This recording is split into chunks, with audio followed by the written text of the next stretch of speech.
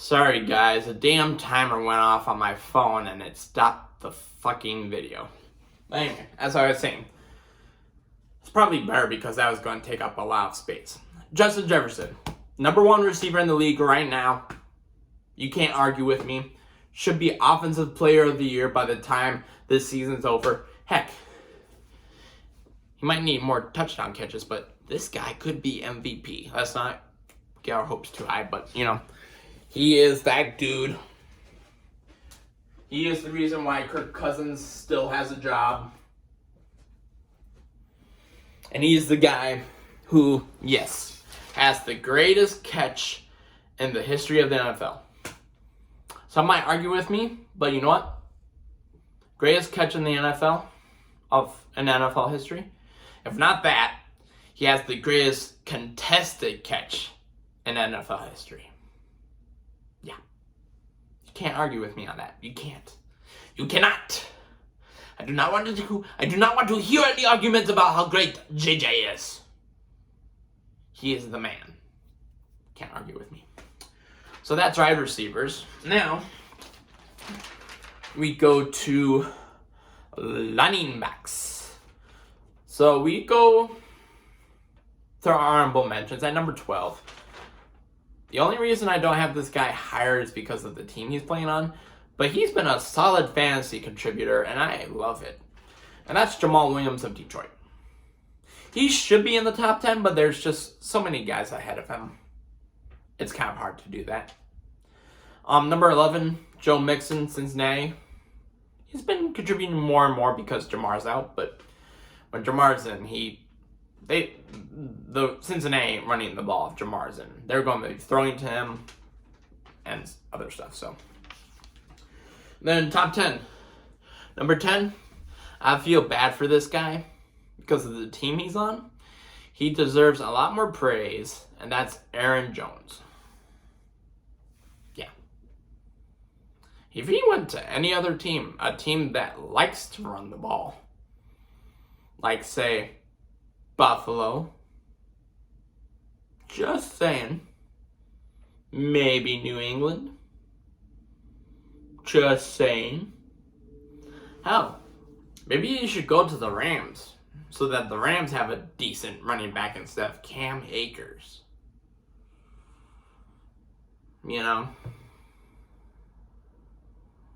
Or you could go to, I'm just spitballing here, maybe Carolina. No, that's a bad idea. Don't go to Carolina. Atlanta. Him and Cordell Patterson. Ooh, that'd be a hell of a 1-2 punch. Sorry. Getting away from Taga. So yeah, number 10, Aaron Jones. Number 9, and I had to change this around a couple of times because I was hesitant about including this guy in the top 10. And his stats aren't as great as they have been in the past, but I had to do it. Josh Jacobs of the Raiders. That's one thing. If the Raiders end up in a really, really bad spot at the end of the season, they should deal Josh Jacobs and get... heck, you were able to convince the Packers to give you a first-round pick for Devontae. You could probably convince... That came out wrong. No, you gave away a first-round pick for Devontae. You could probably... just saying... trade Josh Jacobs and maybe get a second-round pick. Just saying. Number 8. Another guy of the Minnesota Vikings. The cook, the chef. Number 3. Oh, I was almost about to say number 33. He ain't number 33 anymore.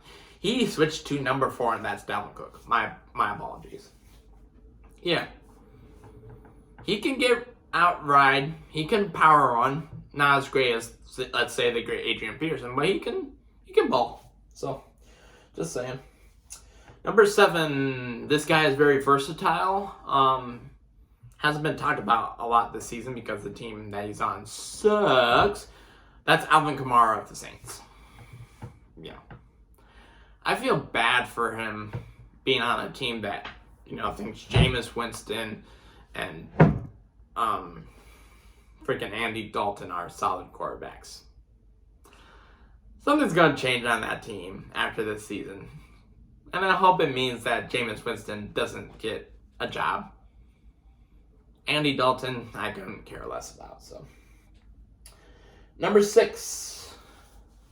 This guy was on my fantasy team. He's burned me twice by having 30-plus fantasy points on the bench, including this past weekend when I benched him for Jamal Williams, and he balled with 37 fantasy points. That's Tony Pollard. Yeah, forget Zeke. Zeke's ancient history. He might be a powerful runner. He might get his touchdowns. But Tony Pollard, he's a freaking machine. He can run the ball. As you can see, he can catch the ball. He goes nuts. And I have to give him credit when credit is due. So, number 5. This guy should be higher, but, his team is kind of mediocre right now. Austin Eckler of the Chargers. Yeah, I feel bad for him. He should go somewhere where he's praised. Number 4. A team that sometimes emphasizes the run too much, but sometimes this guy looks like a gadget player when he throws balls. When he throws touchdowns. That's Derrick Henry. Or as I like to call him, the H train. Because he just chugs and plows through people. He's a freaking monster. But he ain't the number 1. Or the number 2, nor the number 3. So the number 3 quarterback. I do have this guy on my fantasy team. Why this team doesn't use him more boggles my mind. But that is Nick Chubb. Oh, no. Sorry, Nick Chubb's number 2. So yeah, number 2 is Nick Chubb. Number 3 is a guy who, if he wasn't healthy this season, this team would be in the trash. And that would be Saquon Barkley of the Giants. So yeah, that's number 3. The number 2 is Nick Chubb. The number 1, this guy started with one team this season, and then by the grace of God, he got traded. Now he's on the team where he's utilized in all different sorts of fashions. He runs the ball, he catches the ball, he throws the ball, and that is Christian McCaffrey. Yeah, when's the last time you've seen a guy throw a touchdown, run a touchdown, and catch a touchdown? I've never seen it personally, so yeah. And then we go to our final positional group, the tight ends. I originally had this at the top 5. I include a honorable mention, and I had to include 2 more. So at number 8, honorable mention. He won't be talked about a lot because this team sucks. Pat Freiermuth of Pittsburgh. Surprisingly interesting. And maybe deserves to be traded to another team. Number 7 of the New York Jets, Tyler Conklin. Solid tie-in. Not a world beater. Moving on. At number 6, I'm going to get some heat for this, but he has been injured a lot. But when he's healthy, he's one of the best, and that is George Kittle of San Francisco. I know everybody's like, what the fuck? Number 6? Yeah, look how many games he's played this season, and look at his stats. Then get back to me. At number 5, this guy started with the Detroit Lions at the beginning of the season. Got traded to my Minnesota Vikings. Sadly has yet to caught his first touchdown pass with his new team. But he almost had one against Dallas, and I think he will have one soon. That's TJ Hawkinson. This guy is a big guy.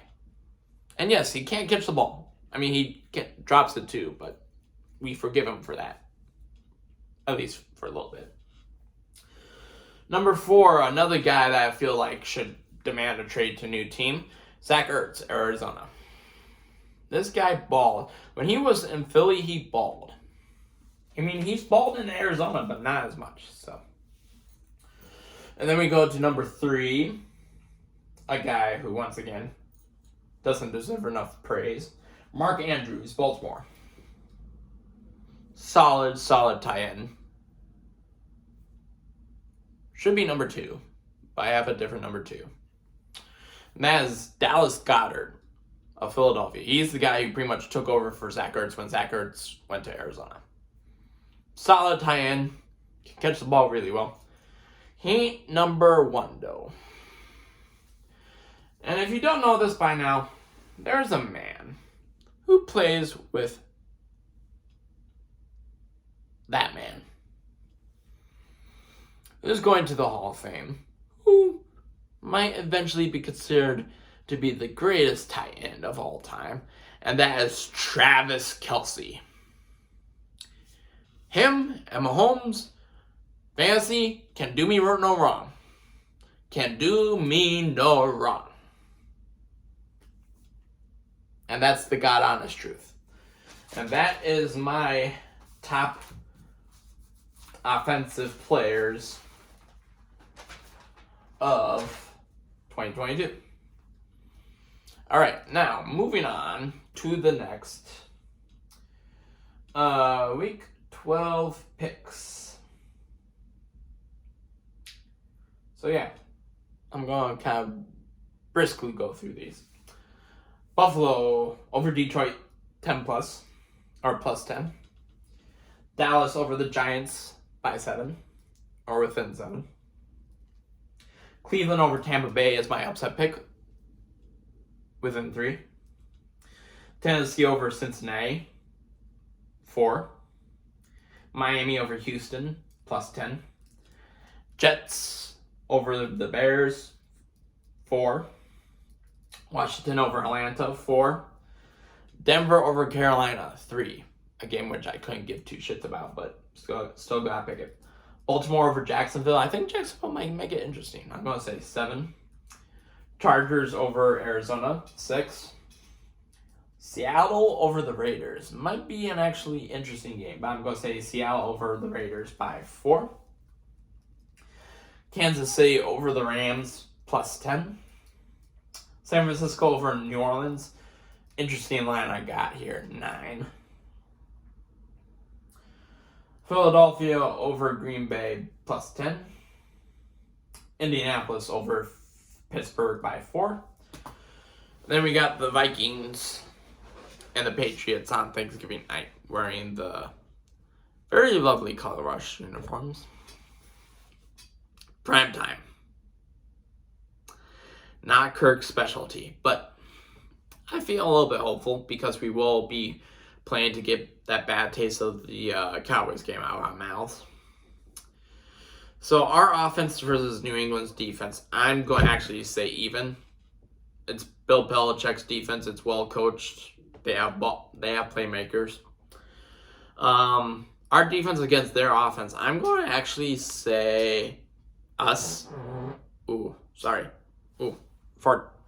I'm going to say our defense over their offense. Mac Jones doesn't impress me. I honestly think they should start Bailey Zappi. And I think our defense will be also licking its wounds.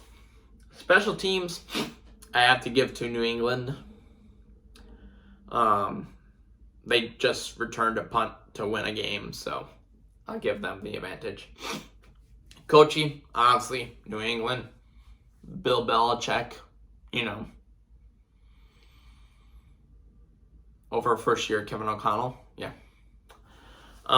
X Factor, I'm going to say us.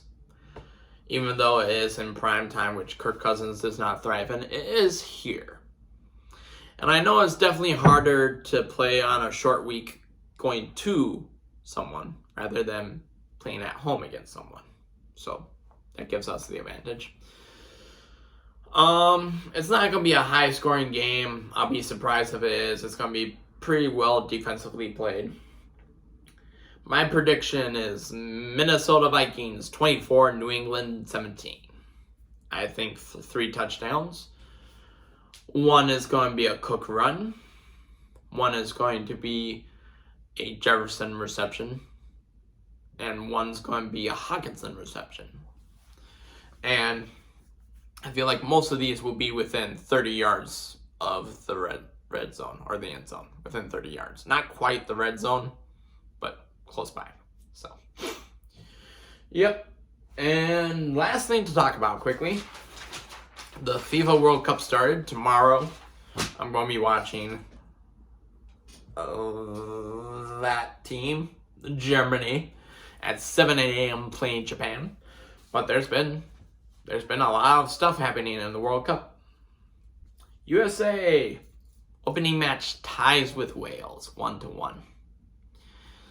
USA would have won if they not had a penalty right near the goal and Wales got a penalty kick scored. So, but then some shockers. Saudi Arabia beat Argentina 2-1. Only score, Lionel Messi, the aging wonder, did score on a penalty kick. But yeah, I've noticed teams with aging superstars in the World Cup don't do as well as people think they would. But they still have 2 more games to play in group play, so they can still rebound. Also, Mexico tied with Poland. 0-0. 0-0. And after Saudi's win over Argentina, that puts Mexico and Poland in not great positions because Saudi Arabia is on top of the group with 3 points. Mexico and Poland both tied with 1 point. So, yeah, they're going to be looking to get a win in their next match. And then the only other really, significant result I found was Netherlands over Senegal 2-0. So, yeah. So that concludes this episode of Matthew Sports Talk. As it's clearly obvious, it's in 2 parts, so I'll be posting both parts separately. So yeah, will be that, guys, and I will see you later.